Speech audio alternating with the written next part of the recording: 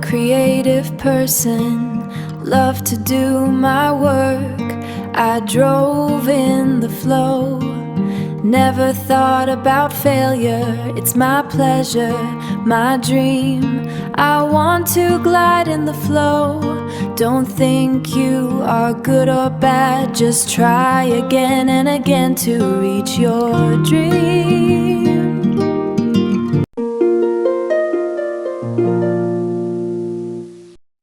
Hi everyone, welcome back to Laila's Creations Jewelry. I hope you're all good, busy doing your creative art, and now you have some time to watch something new to inspire your work. And I am here for you.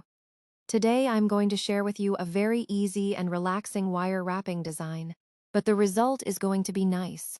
For this project I used some drop-shaped crystal glass beads that have horizontal holes, some oval-shaped glass beads and basic wire wrapping tools. So let's watch the full video without skipping any part.